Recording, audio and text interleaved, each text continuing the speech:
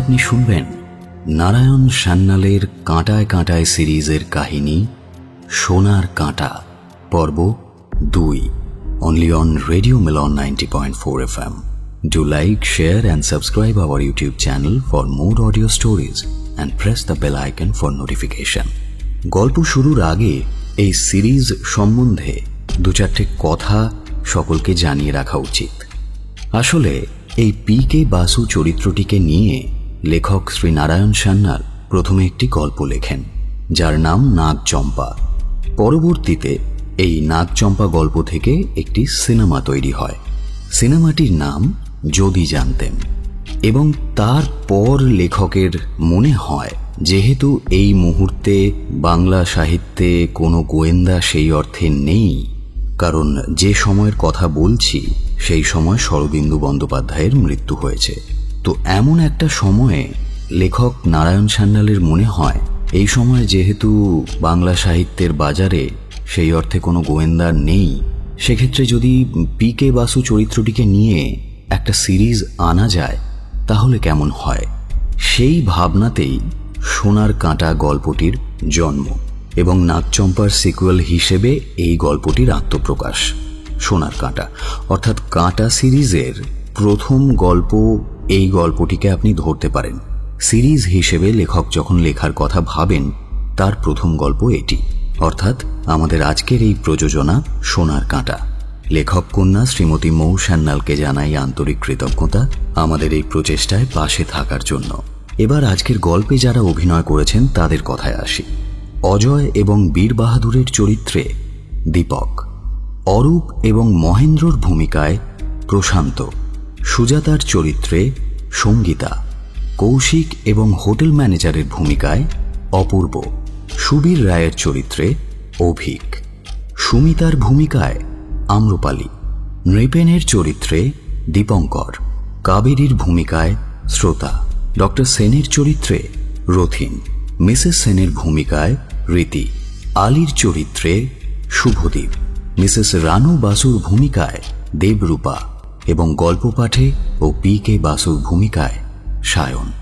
নাট্যরূপ দান Chinmoy, poster and publicity design Divine Comedy, সমগ্র পরিচালনা এবং ধ্বনি পরিকল্পনা সায়ন। শুরু হচ্ছে নারায়ণ সান্যালের কাঁটা সিরিজের কাহিনী সোনার কাঁটা পর্ব 2।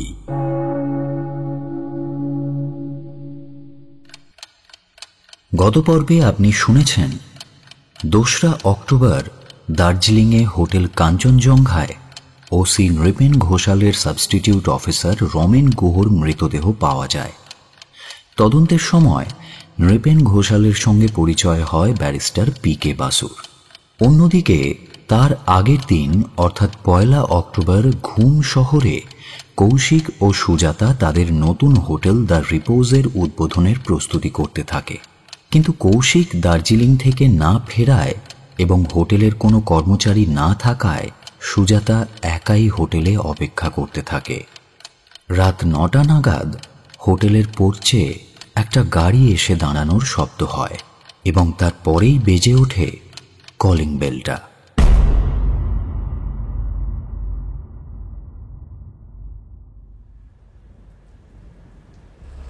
পোর্চে একটা গাড়ি এসে দাঁড়াবার শব্দ হলো, তারপর বেজে উঠল কলিং বেলটা। এতক্ষণে আশা হলো বাবুর। সুজাতা উঠে সদরটা খুলে দিতে গেল। হঠাৎ নজরে পড়ল ওটা ওদের গাড়ি নয়, একটা ট্যাক্সি। গাড়ি থেকে একটা সুটকেস আর একটা হাত ব্যাগ নিয়ে একজন অচেনা ভদ্রলোক নেমে এলো। ভদ্রলোক স্যুটের ওপরে বর্ষাতি চাপিয়েছেন। বৃষ্টি তখনও হচ্ছে। টর্চটা জেলে দ্য রিপোজের সাইনবোর্ডটা একবার সে দেখল, তারপর ট্যাক্সির ভাড়া মিটিয়ে দিল। ট্যাক্সিটা ব্যাক করল। সুজাতার ভীষণ রাগ হচ্ছিল কৌশিকের ওপর। কোনো মানে হয়? রাত 9:15 বাজে। কি করবে সে এখন? অচেনা একটা লোক, আর এই নির্বান্ধব পুরীতে সে একা। ট্যাক্সিটাও চলে গেল। দ্বিতীয়বার কলিং বেলটা বেজে উঠল। আর কোনো উপায় নেই, দরজাটা খুলতেই হবে। তবে অনেক ঝড়ঝাপটা এই বয়সেই সয়েছে সুজাতা। ভয় ডর এমনিতেই তার কম। অকুত ভয়ে সে দরজাটা খুলে মুখ বাড়ায়। ওকে দেখে একটু হকচকিয়ে যায় ভদ্রলোকটি। মাফ করবেন, এটা রিপোজ হোটেল তো? হ্যাঁ, কাকে খুঁজছেন? কোনো ব্যক্তিকে খুঁজছি না, খুঁজছি বস্তু। বস্তু? আগে আশ্রয়। আমার নাম এন আলী, আমার রিজার্ভেশন আছে এখানে। ও, আপনি মিস্টার আলী। আসুন আসুন, আপনার না আগামীকাল আসার কথা ছিল? কথা তো তাই ছিল, কিন্তু একদিন আগে এসে পড়েছি বিশেষ কিছু কারণে। অসুবিধা হবে না আশা করি? অসুবিধা তো হবে, তবে আমাদের নয়, আপনার। কিন্তু সে কথা এখন চিন্তা করে লাভ নেই। এই বর্ষণমুখর রাত্রিতে আপনি তো আরাম খুঁজছেন না, খুঁজছেন আশ্রয়। পাপোশে জুতোটা ঘষে আলী সাহেব ড্রয়িং রুমে প্রবেশ করে। বর্ষণমুখর রাত্রি, কথাটা কাব্যগ্রন্থি। ভিজে গেছেন নাকি? কথা ঘোরানোর চেষ্টা করে সুজাতা। বিশেষ নয়। আচ্ছা, ভালো কথা, আমার নামে যে ঘরটা বুক করা আছে সেটা কি আজই বর্ষণমুখর রাত্রে ফাঁকা আছে? সেটা না থাকলেও শোবার ঘর একটা পাবেন। তার মানে হোটেল আপনার উপচীয়মান, পুজোর মরশুম, তাই না? সত্যি কথাটা স্বীকার করবে কিনা ঠিক বুঝে উঠতে পারে না সুজাতা। ভদ্রলোক ভেজা বর্ষাতিটা খুলে হ্যাট র্যাকে টাঙিয়ে রাখে। একবার এদিক ওদিক তাকিয়ে বলে, আচ্ছা, বেয়ারাদের কাউকে দেখছি না যে? আসবে এক্ষুনি। কোথা থেকে আসছেন এত রাত্রে? দার্জিলিং থেকে। আজই সকালে পৌঁছেছিলাম সেখানে। তাহলে রাত করে বের হলেন যে? রিপোজ তো আপনি চিনতেনও না। দার্জিলিং অলরেডি ওভারবুকড, কোনো হোটেলেই ঠাঁই নেই। তাই ভাবলাম আপনারা একটা না একটা ব্যবস্থা নিশ্চয়ই করবেন আমার। আচ্ছা, মিস্টার মিত্র কোথায়? আমার চিঠির জবাব তো দিয়েছিলেন সাম মিস্টার মিত্র। হ্যাঁ, কৌশিক মিত্র। আমি মিসেস মিত্র। সে আমি আগেই বুঝেছি। মিস্টার কৌশিক মিত্র কোথায়? দোতলায় অফিসের কাজ করছেন। আসুন, আপনার ঘরটা দেখিয়ে দিই। আলী সাহেব একটু ইতস্তত করে। আশা করেছিল কোনো বেয়ারা এসে ওর ব্যাগটা নিয়ে যাবে। সুটকেসটা এখানেই থাক, রুম সার্ভিসের বেয়ারা পৌঁছে দেবে। আপনি শুধু হাত ব্যাগটা নিয়ে আসুন। না না, কোনো প্রয়োজন নেই। নিজের ব্যাগ আমি নিজেই বয়ে নিয়ে যেতে অভ্যস্ত। ও দেশে স্টেশন এয়ারপোর্টে তো এমন কুলির ব্যবস্থা নেই। নিজের মাল নিজেকেই বইতে হয় আমাদের। আপনি বুঝি সদ্য বিদেশ থেকে ফিরেছেন? চলতে চলতেই সুজাতা প্রশ্নটা করে, কিন্তু আলী সে কথা এড়িয়ে বলে, আমি কিন্তু এক কাপ চা খাবো মিসেস মিত্র, বিকেল থেকে চা জোটেনি। এতক্ষণে সুজাতারও মনে পড়ল বৈকালিক চা পান তার নিজেরও হয়নি। ড্রয়িং রুম পার হয়ে পর্দা সরিয়ে ডাইনিং রুম, তার ওদিকে বাড়ির পশ্চিম কোণার ৩ নম্বর ঘরটিতে পৌঁছল তারা। সুজাতা আগেই ঢুকলো ঘরে, আলোর সুইচটা জ্বেলে দিল।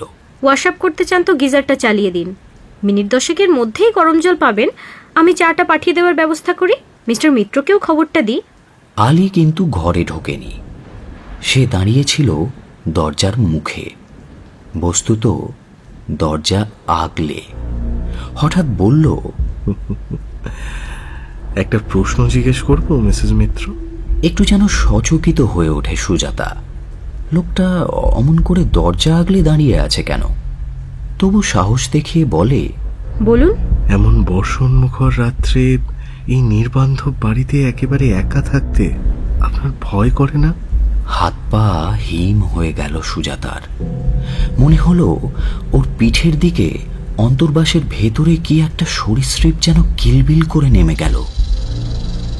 কাট রোড দিয়ে গাড়ি যাচ্ছে, তাদের হেডলাইট বাঁকের মুখে জমাট বাঁধা অন্ধকার স্তূপে আলোর ঝাঁটা বুলিয়ে দিয়ে যাচ্ছে ক্রমাগত, কিন্তু অন্ধকার তাতে একটুও কমছে না।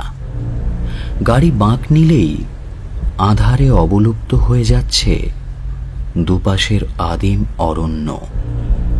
তা হোক, তবু ওই গাড়িগুলোই তো মানব সভ্যতার প্রতিনিধি। ওর ভেতরে আছে মানুষজন। সুজাতা একা নয়, কিন্তু কাঠ রোড যে ওখান থেকে 300-400 ফুট।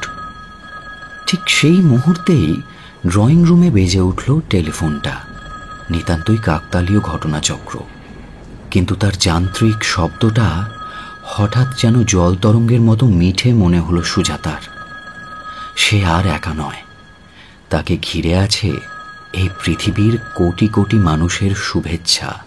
ও তাদের সবাইকে এই মুহূর্তে দেখতে পাচ্ছে না বটে, কিন্তু ওদেরই মধ্যে একজন দূরভাষণে ওর কুশল জানতে চাইছে। দুর্জয় সাহসে বুক বেঁধে সুজাতা বলল, সরুন। সুজাতা ডাইনিং রুম পার হয়ে চলে এলো ড্রয়িং রুমে। পিয়ানোটার পাশেই টেলিফোনের স্ট্যান্ড। ড্রয়িং আর ডাইনিং রুমের মাঝখানে একটা প্রকাণ্ড পর্দা, বর্তমানে সরানো। তাই ৩ নম্বর ঘরের প্রবেশ পথে দাঁড়িয়ে আলী দেখতে পাচ্ছিল শাড়ির আঁচল সামলে সুজাতা টেলিফোনটা তুলে নিয়ে সাড়া দিল। রিপোজ। দার্জিলিং থেকে মণি বৌদি ফোন করেছে, ডিসি মিস্টার বিপুল ঘোষের স্ত্রী। তিনি জানালেন সুজাতার নিমন্ত্রণ রাখতে আসা সম্ভবপর হচ্ছে না। গভর্নর দার্জিলিংয়ে আসছেন, ফলে ডিসি ব্যস্ত থাকবেন। তাছাড়া রেডিওতে নাকি খবর দিয়েছে সমস্ত উত্তরবঙ্গে আগামী ২-৩ দিন প্রবল বর্ষণ হতে পারে। সুজাতা অপ্রয়োজনে দীর্ঘায়িত করল তার কথোপকথন।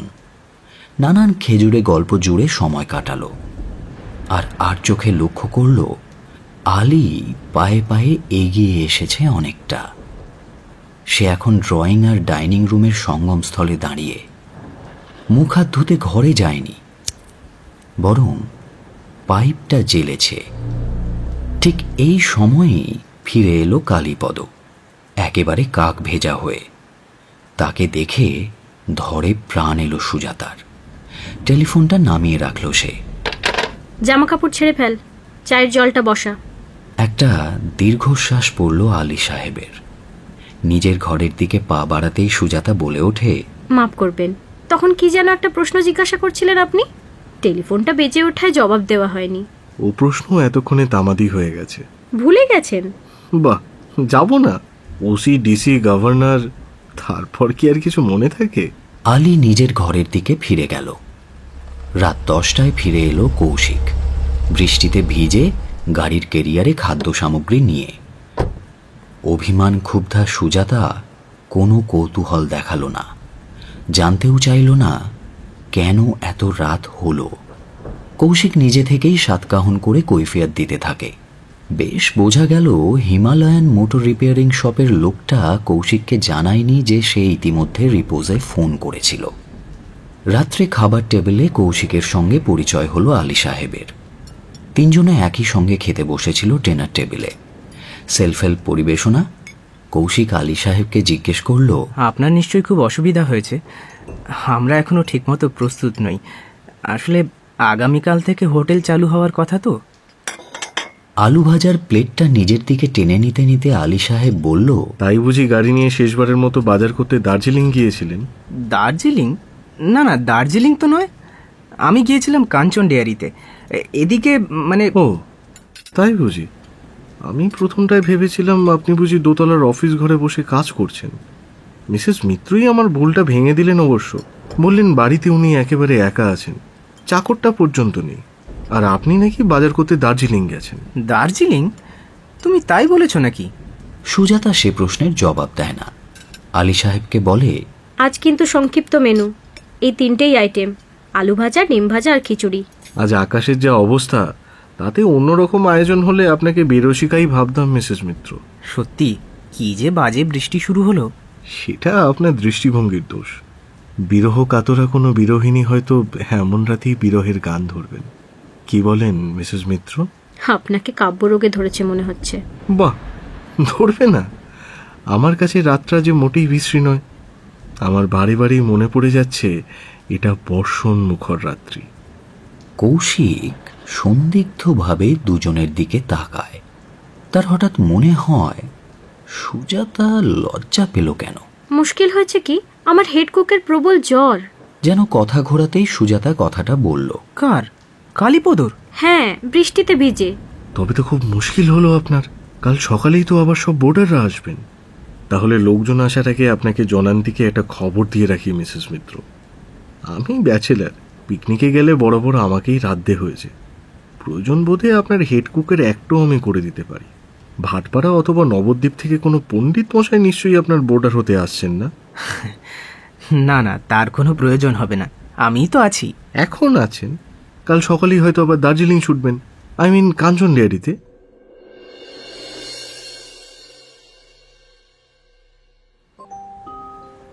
দোসরা অক্টোবর, বুধবার সন্ধ্যা।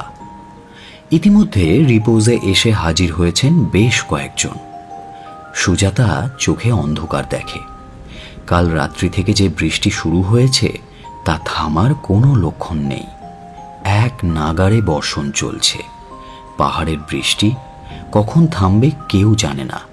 রেডিওতে বলেছে সহজে নাকি এ বৃষ্টি থামবে না। কালীপদ সেই যে শুয়েছে, আর ওঠার নাম নেই। সারা রাত প্রবল জ্বরে ছটফট করেছে বেচারা। ওদিকে কাঞ্চি আজ সকালে আসেনি। ওদের বস্তিতে জল ঢুকেছে এবং সেই সব সামলাতেই ওরা হিমশিম খাচ্ছে। অথচ এদিকে একে একে উপস্থিত হচ্ছেন আবাসিকেরা। সবার আগে এসেছেন মিস কাবেরী দত্তগুপ্তা, সকাল 6টায়। তখনও শয্যা ত্যাগ করেনি সুজাতারা। কাল রাত্রে সুজাতার ভালো করে ঘুম হয়নি। কৌশিক হঠাৎ কেন এক ছুরি মিথ্যে কথা বলল তাও কিছুতেই ভেবে পাচ্ছিল না। অপরপক্ষে কৌশিকও একটু গুম মেরে গেছে। খাবার টেবিলে যে কথোপকথনটা হলো সেটার কথাই ওর বারবার মনে পড়ে যাচ্ছে। ভাবছিল, সুজাতা কেন আলী সাহেবকে প্রথম সাক্ষাতেই বলে বসেছিল বাড়ি তো একেবারে একা, চাকরটা পর্যন্ত নেই।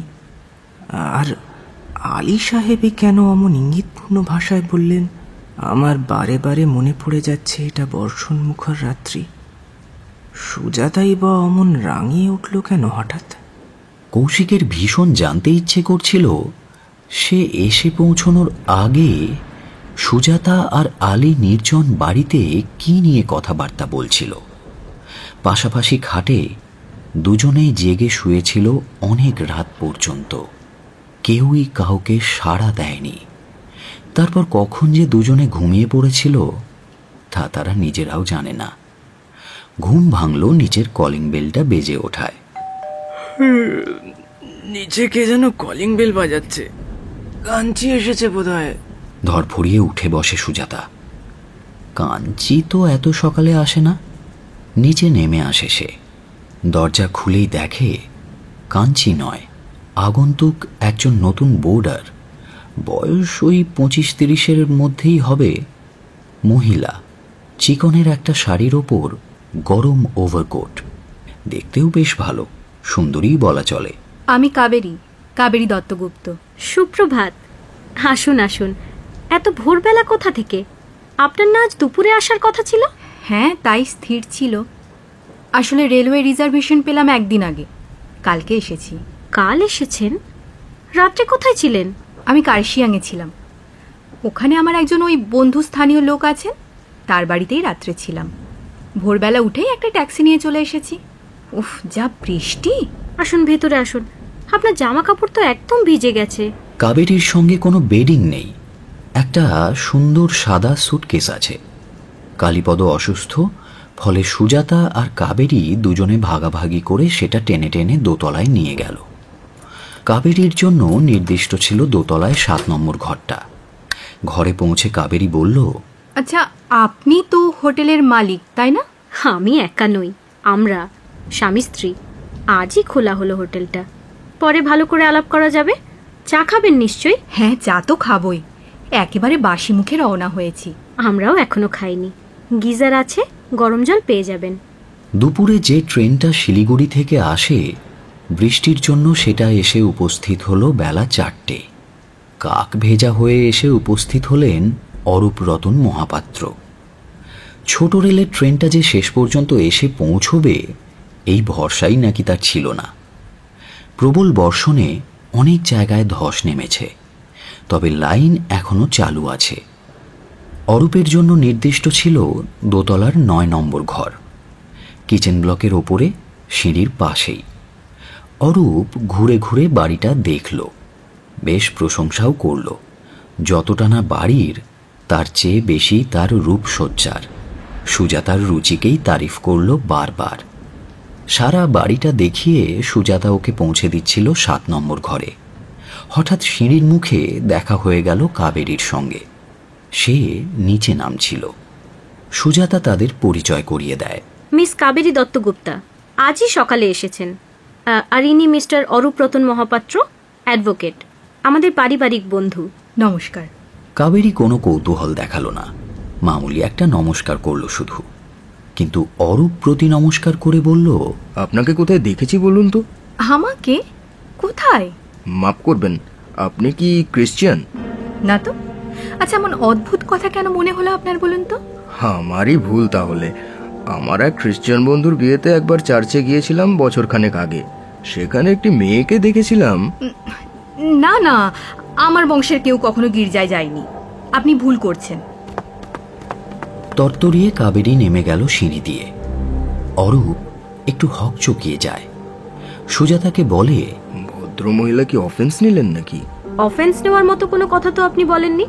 না, তা বলিনি, আমারই ভুল। সুজাতার মনে পড়ে গেল অনেক দিন আগের কথা। সেবারও অরূপ একজনকে দেখে বলেছিল, আপনাকে কোথায় দেখেছি বলুন তো? তবে সেবার কিন্তু অরূপের ভুল হয়নি। বিকেল নাগাদ এসে উপস্থিত হলেন আরও একজন আগন্তুক।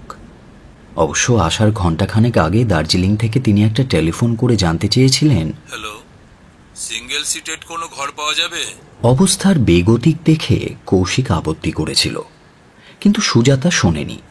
সুজাতার মতে বোর্ডার হচ্ছে ওদের ব্যবসায়ের লক্ষ্মী। উদ্বোধনের দিনই সে কাউকে প্রত্যাখ্যান করবে না, যতই অসুবিধে হোক। ফলে ঘণ্টাখানেক পরে একটা ট্যাক্সি নিয়ে এসে হাজির হলেন অজয় চট্টোপাধ্যায়। বৃদ্ধ সরকারি অফিসার ছিলেন, বর্তমানে অবসরপ্রাপ্ত, বিপত্নিক, ছেলে মেয়েরা বিবাহিত এবং জীবনে প্রতিষ্ঠিত। ভদ্রলোক একটু খেয়ালি গোছের, মেজাজটা একটু যেন তিরিক্ষে ধরনের। অবসরপ্রাপ্ত জীবনে তিনি ছবি এঁকে বেড়াচ্ছেন। পাহাড়ে এসেছেন ছবি আঁকতে। দ্বিতলের ৮ নম্বর ঘরে তাকে থাকতে দেওয়া হলো। বাসু সাহেব সস্ত্রীক যখন এসে পৌঁছলেন তখন দিনের আলো মিলিয়ে গেছে। বর্ষণক্লান্ত সন্ধ্যায় সবাই জমিয়ে বসেছেন ড্রয়িং রুমে। আলী সাহেব, কাবেরী, অরূপ, অজয় চাটুর্যে এবং কৌশিক। শুধু সুজাতা অনুপস্থিত। সে ছিল কিচেন ব্লকে। এতগুলো প্রাণীর রান্নার জোগাড় করতে বেচারি হিমশিম খাচ্ছে। কালীপদ শয্যাশায়ী, কাঞ্চি আদৌ আসেনি। ডাইনে বাঁয়ে তাকাবার কোনো অবসর নেই সুজাতার। কৌশিক একবার এসেছিল কোনো সাহায্য করতে হবে কিনা জানতে। রূঢ়ভাবে সুজাতা তাকে প্রত্যাখ্যান করেছে। সুজাতার মেজাজ হঠাৎ এমন বিগড়ে গেল কেন কৌশিক কিছুই আন্দাজ করতে পারে না। অতএব সেও গুটি গুটি এসে বসেছে ড্রয়িং রুমে। বাইরের দিক থেকে পর্দা সরিয়ে ঘরে ঢুকলেন বাসু সাহেব। সঙ্গে চাকা দেওয়া চেয়ারে তার সহধর্মিনী। কৌশিক সকলের সঙ্গে তার পরিচয় করিয়ে দেয়। তারপর ওনাদের বলে, আর এনাদের পরিচয়, উনি আমাদের মামা আর মামিমা, Mr P K. Basu, bar at law, আর মিসেস রানু বাসু। আমার একটা ঘোষণা আছে। এমন জমাট বর্ষার সন্ধ্যায় আপনাদের একটা সুখবর দিচ্ছি। আমাদের বাসু মামুর ঝুলিতে অসংখ্য ইন্টারেস্টিং কেস হিস্ট্রি আছে। উনি ছিলেন ক্রিমিনাল লয়ার। ফলে উনি যদি একটা গোয়েন্দা গল্প ফাঁদেন, আমরা অজান্তেই ডিনার টাইমে পৌঁছে যাব। Very interesting. আপনার ঝুলি ছেড়ে অতীত দিনের কোনো লোমহর্ষক কাহিনী বার করুন দেখি বাসু সাহেব। বাসু সাহেব একটা সোফায় সবেমাত্র গুছিয়ে বসেছেন। পাইপ আর পাউচটা বার করে লক্ষ্য করছিলেন টোব্যাকোটা ভিজে গেছে কিনা। অতীত দিনের কোনো লোমহর্ষক কাহিনী? No no no no no, I am sorry. শোনাবেন না? না, অতীতের কথা থাক। Let the dead past bury, it's dead. তবে তোমাদের একেবারে নিরাশও করব না। অতি সাম্প্রতিক কালের একটি লোমহর্ষক কাহিনী আমি তোমাদের শোনাতে পারি। আজই এই ঘণ্টা 14 আগে দার্জিলিংয়ের একটি হোটেলে একটি মৃতদেহ আবিষ্কৃত হয়েছে এবং আমি তার প্রত্যক্ষদর্শী।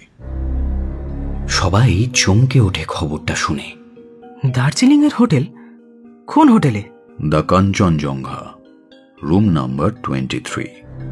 বাই দ্য ওয়ে, হোটেল কাঞ্চনজঙ্ঘার নাম আপনারা কেউ শুনেছেন? উৎসুক দর্শকবৃন্দের ওপর দৃষ্টিটা একবার বুলিয়ে নেন তিনি। সবাই স্তব্ধ হয়ে বসে আছে।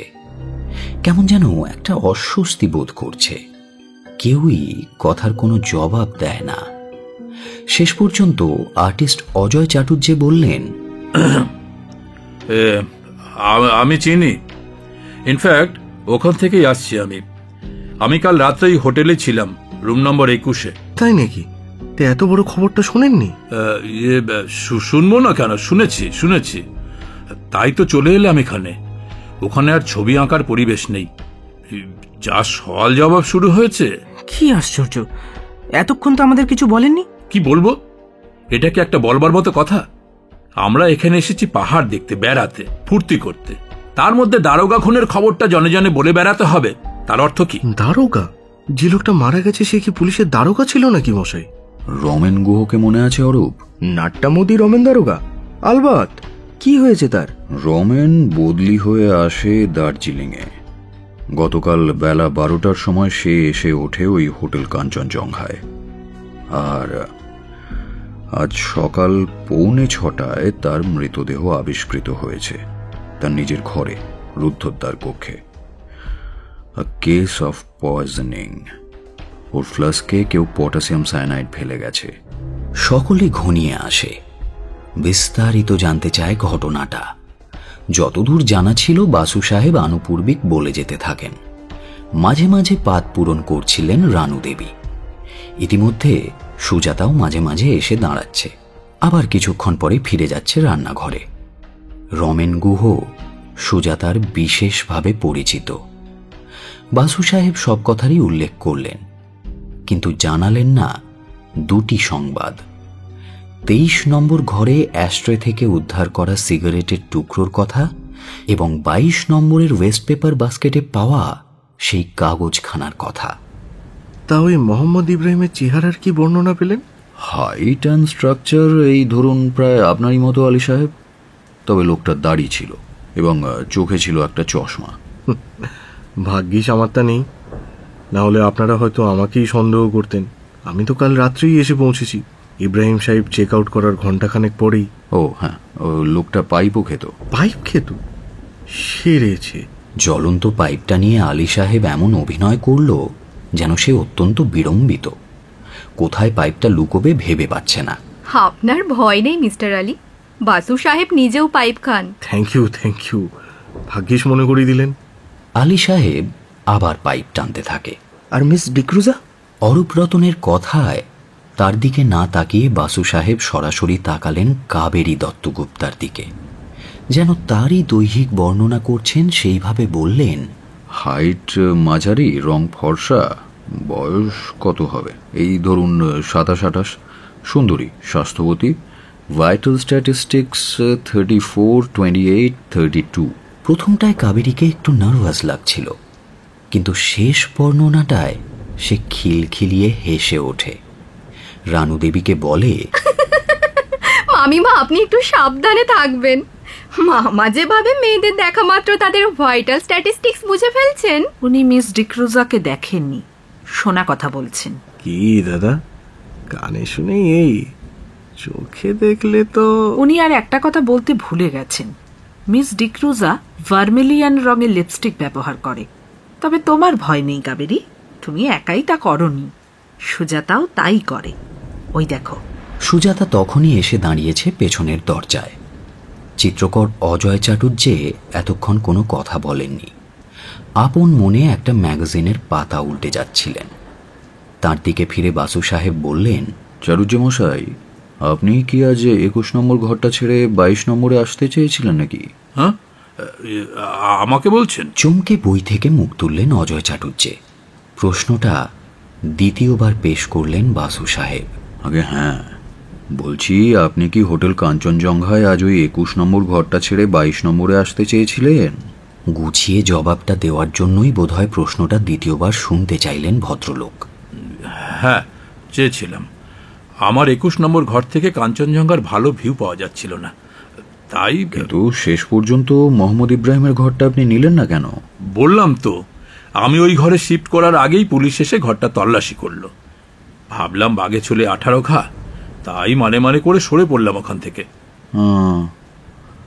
মোহাম্মদ ইব্রাহিম ওই ঘরটা ছেড়ে যাওয়ার পর আপনি ওই ঘরটা একবার দেখতে গিয়েছিলেন না? হ্যাঁ, দেখতে গিয়েছিলাম ও ঘরে জানালা থেকে কাঞ্চনজঙ্ঘা কেমন দেখতে পাওয়া যায়। মিনিট খানিক ও ঘরে ছিলাম আমি। কেন বলুন তো? আচ্ছা, এমন কি হতে পারে না যে ওই 1 মিনিটের ভেতরে কোনো অপ্রয়োজনীয় জিনিস আপনি ওই ঘরের ওয়েস্ট পেপার বাস্কেটে ফেলে দেন? মানে ওই খালি দেশলাইয়ের বাক্স হতে পারে, পুরনো ক্যাশ মেমো হতে পারে, অথবা কোনো দলা পাকানো কাগজ টাগজ কিছু। হ্যাঁ, হঠাৎই চেয়ার ছেড়ে উঠে দাঁড়ান অজয় চাটুর্যে। কৌশিকের দিকে ফিরে বলেন, আজ রাত হয়ে গেছে, কাল সকালে আমার বিলটা পাঠিয়ে দেবেন, আমি চেক আউট করবো। আরে মশাই, আপনি এত রাগ করছেন কেন? রাগ করবো না তো কি করব? আমার এসব একদম বরদাস্ত হয় না। আমি একটু আনডিস্টার্ব থাকতে চাই। এখানেও সওয়াল জবাব শুরু হয়ে গেছে, যত সব। রীতিমতো রাগ করেই ঘর ছেড়ে বেরিয়ে যান অজয়বাবু। অরূপ একটু ঝুঁকে বসে, বলে, কি ব্যাপার স্যার, ওই ইব্রাহিমের ঘরের ওয়েস্ট পেপার বাস্কেটে কিছু মালজাল পাওয়া গেছে নাকি? ওসবের মধ্যে আমাদের যাওয়ার কি দরকার অরূপ? আমরা এসেছি পাহাড় দেখতে, বেড়াতে আর ফুর্তি করতে। দর্শক দলের ওপর একবার দৃষ্টি বুলিয়ে নেন বাসু সাহেব। আলী কি একটা যেন কথা বলতে গেল, কিন্তু কাবেরীর সঙ্গে চোখাচোখি হতেই চুপ করে গেল হঠাৎ। আমাকে একটা কথা বলো তো অরূপ, ওই নকুল হুইয়ের কেসটায় তুমি কি ডিফেন্স কাউন্সিলর ছিলে? কেসটার খবর আর আমি পরে কিছু নিইনি। না, আমি সরকার পক্ষে ছিলাম। সরকার পক্ষে? সে কি? মার্ডার কেসে তো পাবলিক প্রসিকিউটর থাকেন সরকার পক্ষে। তাই থাকেন, তবে নকুল হুইয়ের কেসটায় আমাকে সরকার পক্ষ থেকেই পিপির সহকারী হিসেবে নিযুক্ত করা হয়। তাই নাকি? এ খবর তো তুমি আমাকে বলনি। বলার সুযোগ পেলাম কোথায়? আপনি তো দীর্ঘদিন বেপাত্তা। হ্যাঁ, তাহলে তুমি হচ্ছ নকুল হুইয়ের 2 নম্বর শত্রু। তার মানে নকুল হুই তো মরে ভূত হয়ে গেছে। জানি জানি, কিন্তু শুনেছি নকুল সুপ্রিম কোর্ট পর্যন্ত লড়েছিল। এখন প্রশ্ন হচ্ছে, এত মামলা লড়ার খরচ সে পেল কোথায়? মাফ করবেন ব্যারিস্টার সাহেব, নকুল হুই চরিত্রটা এখনো এস্টাবলিশ হয়নি। আমরা কাহিনীর ঠিক রসাস্বাদন করতে পারছি না। কিন্তু কৌশিক এবং অরূপ ভাগাভাগি করে পূর্ব কাহিনীর মোটামুটি একটা খসড়া পেশ করে। উপসংহারে অরূপ বলে, নকুল হুই লোকটাকে আমরা ঠিক মতো চিনতে পারিনি। দীর্ঘদিন ধরে সে আগারওয়াল ইন্ডাস্ট্রিজে বিশ্বাসঘাতকতা করেছে। অনেক টাকা সে তলে তলে সরিয়েছিল, যে কথা শেষ পর্যন্ত জেনে যেতে পারেনি ময়ূরকেতন আগারওয়াল। নকুল থাকতো নিতান্ত গরিবের মতো, কিন্তু বেশ পুঁজি জমিয়ে ফেলেছিল সে। এমনকি ওর এক ভাইকে নাকি আমেরিকা পাঠিয়েছিল খরচ দিয়ে। ভাইটিও দাদার উপযুক্ত, মার্কিন মুলুকে নাকি নাম করা গ্যাংস্টার হয়েছিল শেষ পর্যন্ত। সেই ভাই ওর মামলার খরচ দেয়। শুনেছি ফাঁসির দিন নাকি মার্কিন মুলুক থেকে ওর সেই ভাই চলে এসেছিল ভারতবর্ষে। বাসু সাহেব নির্বাপিত পাইপটা ধরাতে ধরাতে বলেন, তা কি নাম নকুলের ভাইয়ের? সহদেব নাকি? হ্যাঁ, আপনি কেমন করে জানলেন? জানি না, আন্দাজ করেছিলাম। এপিক্যাল ইনফারেন্স, মানে মহাভারতের ওই রকমই নির্দেশ আর কি। তা সেই সহদেব বাবা জীবনের দৈহিক বর্ণনাটি কি, যাকে ভাইটাল স্ট্যাটিস্টিক্স বলে আর কি? শেষের কথাটা কাবেরীর দিকে ফিরে যোগ করেন বাসু সাহেব। সে আমি জানি না, সহদেবকে আমি সচক্ষে কোনোদিন দেখিনি। Dinner ready. সুজাতার আকস্মিক এই ঘোষণায় তখনকার মতো সভা ভঙ্গ হল। আহারাদি মিটতে 10টা। ইতিমধ্যে এক মুহূর্তের জন্যও বৃষ্টি থামেনি, বরং ক্রমাগত বেড়ে চলেছে। খরস্রোতা উপলবন্ধুর জলধারা পাহাড়ের মাথা থেকে সর্পিল গতিতে ছুটে আসছে সমতলের সন্ধানে। বাতি এখনো জ্বলছে, তবে যে কোনো মুহূর্তে ইলেকট্রিক অফ হয়ে যেতে পারে। সুজাতা ঘরে ঘরে মোমবাতি রেখে এসেছে। আহারাদি মিটিয়ে যে যার ঘরে চলে গেছেন। কৌশিকও শুতে যাওয়ার উপক্রম করছে, এমন সময় এসে উপস্থিত হলেন রাতের শেষ অতিথি। আবার একটা ট্যাক্সি এসে দাঁড়ালো পড়ছে। সুজাতা আর কৌশিক দরজা খুলে বেরিয়ে এলো বাইরের বারান্দায়। ট্যাক্সি থেকে নেমে এলেন একজন মাঝবয়সী ভদ্রলোক। গাড়ির ভেতরে বসেছিলেন একজন সুবেশিনী সুন্দরী মহিলা। ভদ্রলোক নমস্কারের ভঙ্গিতে হাত দুটো এক করে বললেন, রাতটুকুর মতন তলায় একখানা বালিশ আর ওপরে একখানা পাকা ছাদ মিলবে? আমি আমাদের মাথার কথা বলছি। নমস্কার। এমন দুর্যোগের রাত্রে কোনো গৃহস্থ কি না বলতে পারে? তুমি চুপ করো দেখিনি। গাড়ির ভেতর থেকে এক গা গহনা কথাটা বলে ওঠে। আমায় বলছেন? আরে না না, আমায় ডায়লগটা ছাড়তে একটু দেরি হয়েছে ওনার। আপনার ডায়লগের আগে ওনার ডায়লগ। উনি মানে আমার বেটার হাফ। ভদ্রমহিলা সে কথায় কর্ণপাত না করে এবার সরাসরি কৌশিককে প্রশ্ন করেন। এটা হোটেল তো? কৌশিক সম্মতি সূচক গ্রীবা সঞ্চালন করে। তবে আবার গৃহস্থের কথা উঠছে কেন? ডাবল বেডরুম পাওয়া যাবে? না, হবে না। এবার কৌশিক জবাব দেওয়ার আগেই ওপরের ধাপ থেকে জবাবটা আসে সুজাতার কাছ থেকে। ভদ্রমহিলা সুজাতাকে আপাদমস্তক একবার দেখে নেন, তারপর তাকে সম্পূর্ণ অগ্রাহ্য করে কৌশিককেই পুনরায় প্রশ্ন করেন। দুটো আলাদা সিঙ্গেল সিটেড? কৌশিক যেন শ্রুতিধর সুজাতার দিকে ফিরে বলে, অন্তত দুটো আলাদা সিঙ্গেল সিটেড। ভদ্রমহিলা ভ্রুকুঞ্চিত করলেন। কৌশিক বলে, উনি হলেন গিয়ে আবার আমার বেটার হাফ। অগত্যা ভদ্রলোক ও ভদ্রমহিলা সুজাতার দিকে তাকান। সুজাতা একইভাবে বলে, হবে না।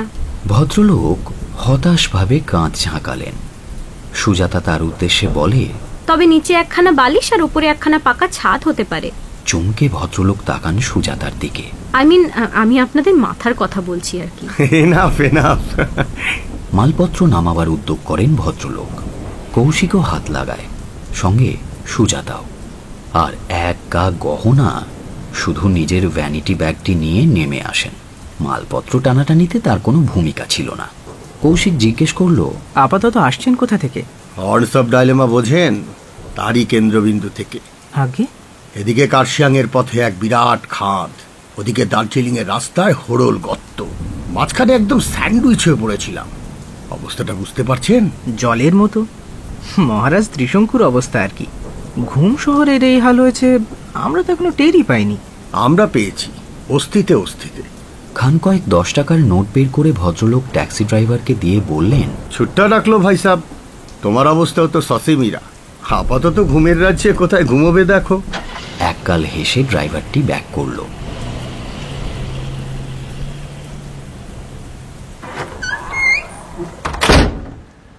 দ্বিতলের 6 নম্বর ঘরটা খুলে দিল সুজাতা।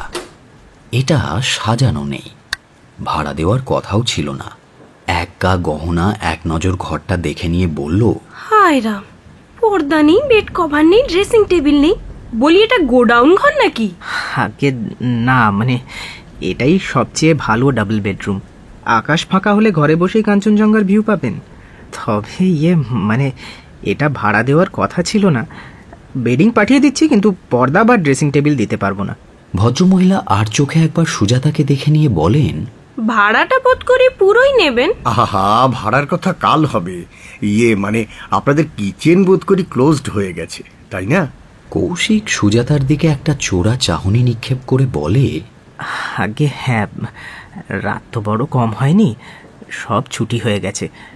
তবে হেডকুক বোধহয় এখনো জেগে আছে না? শেষ প্রশ্নটা সুজাতার উদ্দেশ্যে করে কৌশিক। হেড পেয়ারাও জেগে আছে। ভদ্রলোক সুজাতার দিকে ফিরে বলেন, লোকে খেতে পেলে শুতে চায়, শুতে পেলে খেতে চায়। শুকনো বিস্কুট অবশ্য কিছু আছে আমাদের ব্যাগে। ডাবল ডিমের অমলেট আর কফি হতে পারে। এনাফ। তুমি থামো। কর্তাকে থামিয়ে কথাটা বলে ওঠেন গিন্নি। তারপর কৌশিকের দিকে ফিরে বলেন, তাই বলে রাতের ফুল মিল চার্জ করবেন না তো? সুজাতা যাবার জন্য পা বাড়িয়েছিল। দ্বারের কাছ থেকে ফিরে সে বলল, ফুল মিলই চার্জ করা হবে, অসুবিধা থাকে তো ছেড়ে দিন। 2 বেটার হাফ দুজনকে দেখে নিল, আর 2 ওয়ার্স হাফ কণ্টকিত হয়ে দাঁড়িয়ে রইল। ভদ্রমহিলা কৌশিককে প্রশ্ন করলেন, হোটেলের ম্যানেজারটাকে? মানে আমি? তবে সব কথায় উনি অমন চাটাং করছেন কেন? উনি যে আমার এমপ্লয়ার, হোটেলের মালিক, মানে মালকিন আর কি।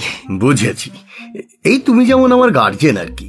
তারপর সুজাতাকে বললেন, তা ফুল মিল চার্জই দেব। কিচেন যখন বন্ধ হয়ে গেছে তখন এক্সট্রা চার্জ দিতে হবে বই কি। আমার জন্য 1 প্লেট পাঠিয়ে দিন। আর ওনার যখন এত আপত্তি, উনি না হয় বিস্কুট খেয়েই রাত্রে থাকবেন। থামো তুমি। ডাকাতের হাতে যখন পড়েছি তখন নাচার। আমিও তাই বলছি, যাহা 52 তাহাই 65। 2 প্লেটই পাঠিয়ে দিন তাহলে। আর কড়া 2 কাপ কফি। না, 1 কাপ কফি আর 1 কাপ চা। রাত্রে কফি খেলে ওনার ঘুম হয় না। নিরুপায় ভদ্রলোক কাঁধ ঝাঁকালেন শুধু। পকেট থেকে নামাঙ্কিত করা একটা আইভরি ফিনিশড কার্ড বের করে কৌশিককে দেন। আমার নাম doctor A.K. Sen, private practitioner. আপনার রেজিস্টারে কাল সকালে না হয় সই করে দেব। কৌশিকও নেমে আসে, পায়ে পায়ে এসে হাজির হয় কিচেন ব্লকে। সুজাতা গুম মেরে আছে। কাল থেকেই তার কি যেন একটা হয়েছে। কৌশিক একটু ইতস্তত করে, ঘুরঘুর করে, সান্ত্বনাবাচক কিছু বলবে কিনা ভাবতে থাকে। ডিমটা ফাটাও। ফর্ক দিয়ে ডিমগুলো ফেটাতে ফেটাতে কৌশিক স্বগতোক্তি করে, প্রমোশনই হলো আমার। স্বাধীন ব্যবসা। বিয়ের আগে ছিলাম হুজুর আইনের ড্রাইভার, আর বিয়ের পর হলাম হেড বেয়ারা। সুজাতা হাসল না পর্যন্ত। ওরা ভেবেছিল কর্মব্যস্ত উদ্বোধনের দিনটার বুঝি এখানেই সমাপ্তি। হেডকুক অমলেট নিয়ে আর হেড বেয়ারা কফি আর চা নিয়ে যখন দ্বিতলে এসে পৌঁছল, ভদ্রলোকটি তখন বললেন, সো সরি, আপনাদের চাকর বেয়ারা পর্যন্ত শুয়ে পড়েছে দেখছি। খুব কষ্ট দিলাম আপনাদের। একদমই না, এত সংকুচিত হবার কি আছে? এক্সট্রা চার্জটা তো সেই জন্যই দিচ্ছেন। শুভরাত্রি জানিয়ে ওরা নিজেদের ঘরের দিকে পা বাড়ায়। ঠিক তখনই টেলিফোনটা সশব্দে বেজে ওঠে। স্বভাবতই প্রথমে ঘড়ির দিকে নজর গেল। রাত 11:15। দুজনেই আবার নেমে আসে। সুজাতা টেলিফোনটা তুলে নেয়। Hello, hotel Repose? হ্যাঁ আছেন। কোথা থেকে বলছেন? তোমাকে খুঁজছে ওসি সদর, দার্জিলিং থানা। কেন, কি হলো আবার? কি হলো তা নিজের কানে শোনো। রিসিভারটা হস্তান্তরিত করে সুজাতা পা বাড়ায়, কিন্তু যায় না, অপেক্ষা করে। কৌশিক মিত্র বলছি। কে বলছেন? রিপেন ঘোষাল বলছি, ওসি দার্জিলিং সদর। ব্যারিস্টার সাহেব জেগে আছেন? না, ঘুমোচ্ছেন। কেন, কি হয়েছে? ডেকে দেবো? না থাক, তাহলে আপনাকেই বলি। সব কথা টেলিফোনে বলা যাবে না, আকারে ইঙ্গিতে বলবো, বুঝে নেবেন। শুনুন, ব্যারিস্টার সাহেবের কাছে শুনেছেন নিশ্চয়ই আজ সকালে দার্জিলিং এর একটি হোটেলে একটা মার্ডার হয়েছে। হ্যাঁ জানি, কাঞ্চনজঙ্ঘায়। Please don't mention any name.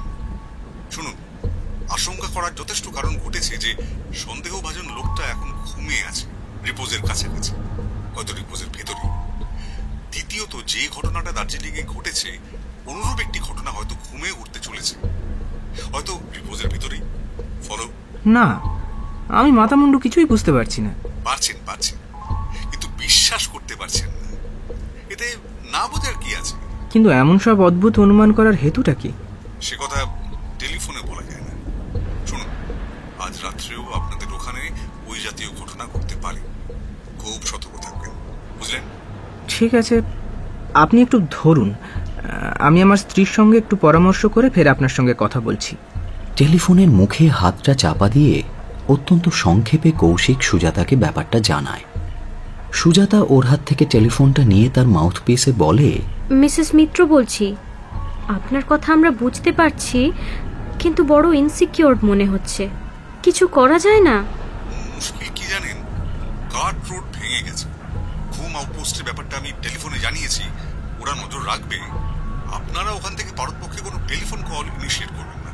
থানা থেকে আজ কেউ এসে থাকতে পারে না রাত্রে? আসলে ওখানকার লোকাল ফাঁড়িতে তেমন লোক কেউ নেই। আচ্ছা, এক কাজ করছি, আমার একজন অফিসারকে পাঠাচ্ছি। মিস্টার পিকে বাসু, তাকে চেনেন?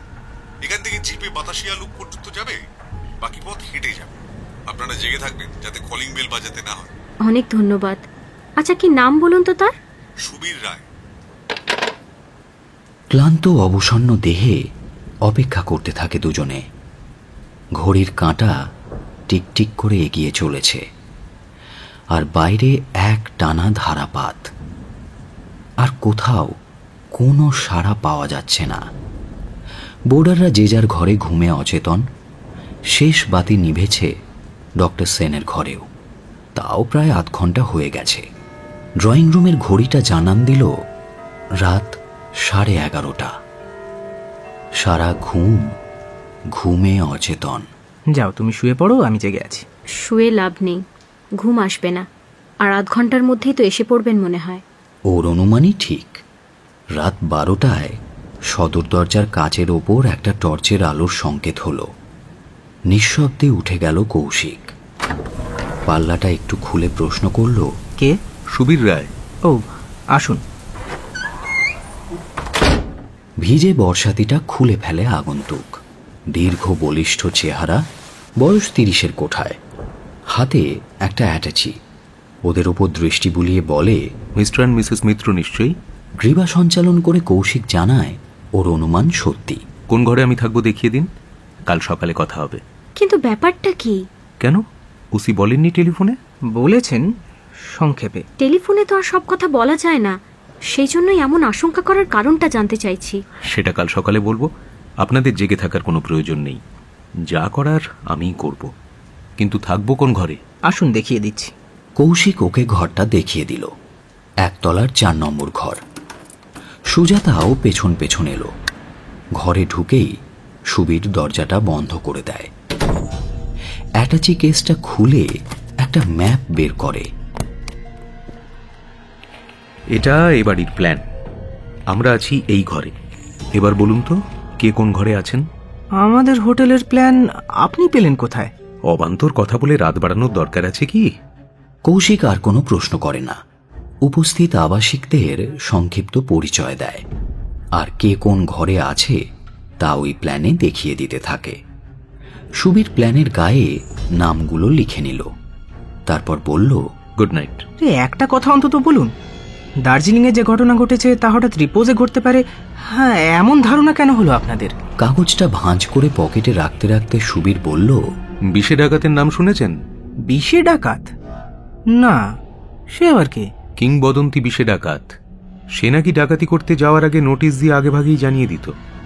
রমেনবাবুকে যে মেরেছে সে ওই বিশে ডাকাতের উত্তরসূরি। সেও অমনি চিঠি লিখে জানিয়ে দিয়েছে তার সেকেন্ড টার্গেট আছে ঘুমে, এই রিপোজ হোটেলে। কি বলছেন আপনি? বিংশ শতাব্দীর কোনো ক্রিমিনাল এমন মূর্খামি করে? তাই তো দেখা যাচ্ছে। মূর্খামি নয়, লোকটা ওভার কনফিডেন্ট। ইচ্ছে করেই সেটা করেছে। খুনির একমাত্র উদ্দেশ্য প্রতিশোধ নেওয়া। যাকে প্রাণে বধ করবে তাকে আগেভাগে জানিয়ে না দিলে যেন তার তৃপ্তি হচ্ছে না। লোকটা অত্যন্ত পাকা ক্রিমিনাল। আমেরিকায় বাফেলো অঞ্চলে গ্যাংস্টার দলে তার নাম আছে। বেঙ্গল পুলিশকে, মানে এই আমাদেরকে, সে চুনোপুটি মনে করে। লোকটা কে তা আপনারা জানতে পেরেছেন? অন্তত নামটা আন্দাজ করা গেছে। তার নাম সহদেব হুই। সুজাতার মুখটা ছাইয়ের মতো সাদা হয়ে গেল। সহদেব হুই? নকুল হুইয়ের ভাই? হ্যাঁ, তাই আমাদের অনুমান। ওর সেকেন্ড টার্গেট কে জানেন? না, সহদেব আমাকে বলেনি। তবে নকুল হুইয়ের মৃত্যুর জন্য যারা দায়ী তাদের মধ্যেই একজন কেউ হবেন। আপনারা আন্দাজ করতে পারেন? পারি, ব্যারিস্টার পি.কে. বাসু। তাও ভালো। আপনাদের মুখ দেখে আমি ভেবেছিলাম বুঝি আপনাদেরই দুজনের মধ্যে কেউ।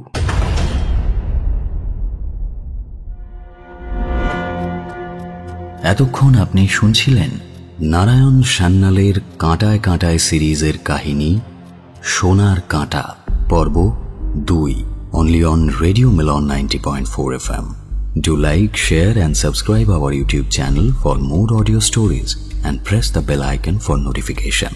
লেখক কন্যা শ্রীমতী মৌ সান্যালকে জানাই আন্তরিক কৃতজ্ঞতা আমাদের এই প্রচেষ্টায় পাশে থাকার জন্য। অজয় এবং বীর বাহাদুরের চরিত্রে দীপক, অরূপ এবং মহেন্দ্রর ভূমিকায় প্রশান্ত, সুজাতার চরিত্রে সঙ্গীতা, কৌশিক এবং হোটেল ম্যানেজারের ভূমিকায় অপূর্ব, সুবীর রায়ের চরিত্রে অভিক, সুমিতার ভূমিকায় আম্রপালি, নৃপেনের চরিত্রে দীপঙ্কর, কাবেরীর ভূমিকায় শ্রোতা, ডক্টর সেনের চরিত্রে রথিন, মিসেস সেনের ভূমিকায় রীতি, আলীর চরিত্রে শুভদীপ, মিসেস রানু বাসুর ভূমিকায় দেবরূপা এবং গল্প পাঠে ও পি.কে. বাসুর ভূমিকায় সায়ন। নাট্যরূপ দান Chinmoy, poster and publicity design Divine Comedy, সমগ্র পরিচালনা এবং ধ্বনি পরিকল্পনা সায়ন। আগামী পরশুদিন আপনি শুনবেন পরবর্তী পর্ব। শুনতে থাকুন রেডিও মেলন 90.4 FM।